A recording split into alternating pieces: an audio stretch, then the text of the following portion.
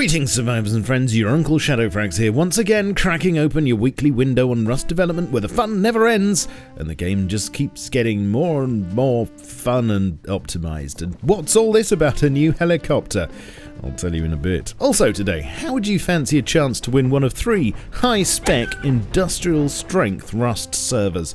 Well, stay tuned and I'll tell you how shortly. But first, just when you thought it was safe to wall off your tool cupboard and throw away the hammer, the feedback received so far regarding the fancy new industrial crafting system has fed back into development and reality has reasserted itself on us once more. You know the drill. Thing gets added, thing is fun. The team decide that it's too much fun. Thing gets nerfed into oblivion. This week's nerf therefore comes in the shape of a major change to the upcoming industrial crafting system that absolutely nobody saw coming. It's been decided that you'll now only be able to run pipes through doorways and wall frames, which apart from the obvious trip hazards and crimping issues, does put a big dent in the idea of having hermetically sealed tool cupboards and being able to store your loot in a cloud of black boxes. No. Honestly though, I couldn't see a way that they would not have had to do this, but then that's why stuff gets tested first while it's still subject to change. Good job no major game-changing changes ever get foisted upon you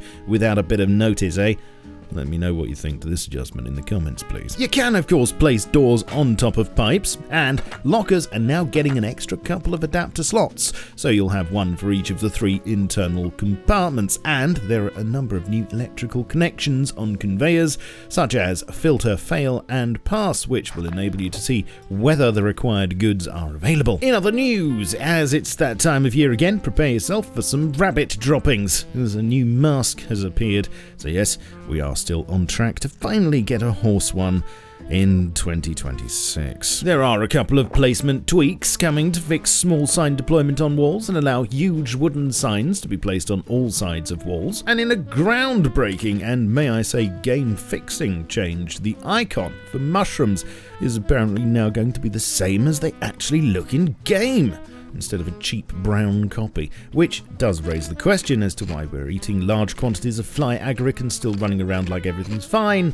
but that's another story for another time. In works in progress, still lots going on and a ton of stuff clogging up the pipeline, which will no doubt all come away at some point in one massive rusty plug, but as mentioned last week, work continues on remote controlled drones and turrets, plus weapon racks and a new nuclear missile silo monument.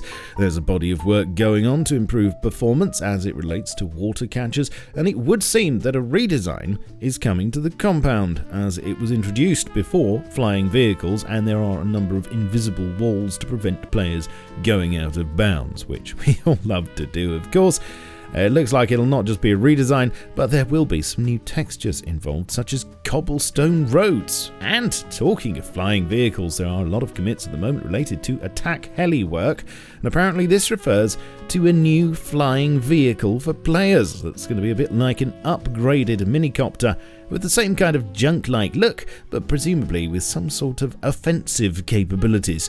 No visuals or further details right now, but you know I'll tell you as soon as I know more. So make sure you're subscribed to stay in the loop. Look, have you ever seen inside these things? There are no scientists, but they do have first aid kits. Right, so I have a giveaway this week for you to enter if you'd like to win something Rust related.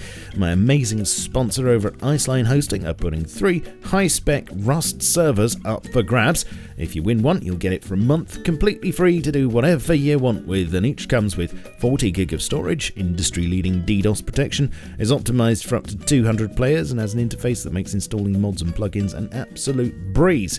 You'll find a link to the giveaway below, and I'll run it till this Sunday when I'll be picking 3 entries at random. And also, I'd like to mention you can, of course, get 35% off your first month of hosting on any of their servers by using code SHADOWFRAX on their website. I'd really like to know what you think to the piping changes I've mentioned, as we've only got a couple of weeks until it goes live, and also the prospect of a new chopper. So please, let me know your thoughts in the comments. You are now super up to date. Don't forget, you can stay connected to get updates on my content and all the socials below, and see me streaming stuff live on Twitch. Plus, if you'd like to support the channel, there are various options, and I'm super grateful to all my supporters on Patreon, as you can see here. I shall catch you all very soon, but in the meantime, keep calm and stay rusty.